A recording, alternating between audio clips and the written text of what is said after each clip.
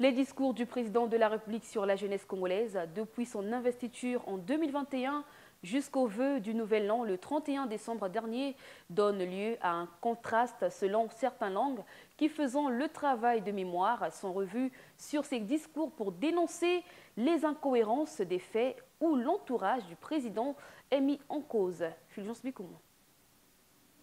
Au moment d'aborder la nouvelle année, il sied de souligner l'urgence de répondre aux attentes des jeunes. C'est pourquoi, pour une meilleure prise en charge de leurs aspirations, je décrète 2024, année de la jeunesse. Depuis l'adresse des vœux à la nation le 31 décembre dernier, faite par son Excellence M.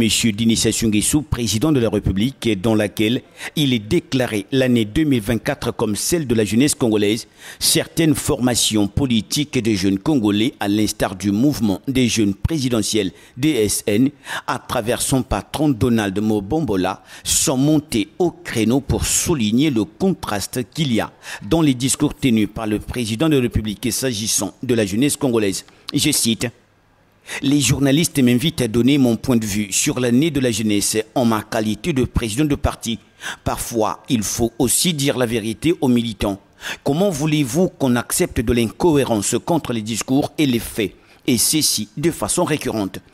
Le président du MJP, très actif dans les réseaux sociaux, a pointé du doigt les conseillers et même l'entourage actif du président de la République qui, selon lui, ne veillerait pas sur les discours tenus par le patron, tant entendu qu'à l'investiture en 2021, le président plaçait déjà son mandat sous le signe de la jeunesse. Donc, déclarer 2024 comme l'année de la jeunesse congolaise serait réducteur, voire méprisant, d'autant plus que ce quinquennat tire vers sa fin, dit-il. Et je serai le président de tous les Congolais, sans exclusive, en particulier celui de notre jeunesse. Cette jeunesse créative et vibrante est à la fois notre force vitale et notre espoir.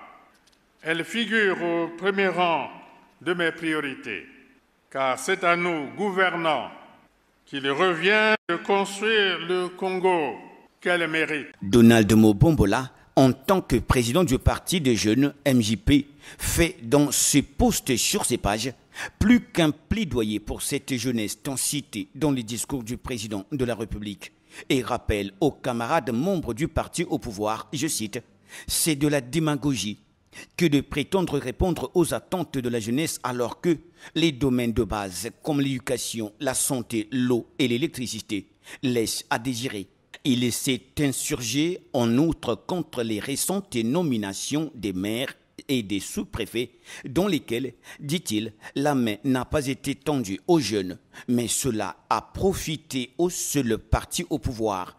Il a exhorté en plus le président de revoir ou de procéder au remaniement gouvernemental pour espérer avoir des fidèles loyaux pour le bien de la jeunesse, mais également du peuple. À bon entendeur, salut.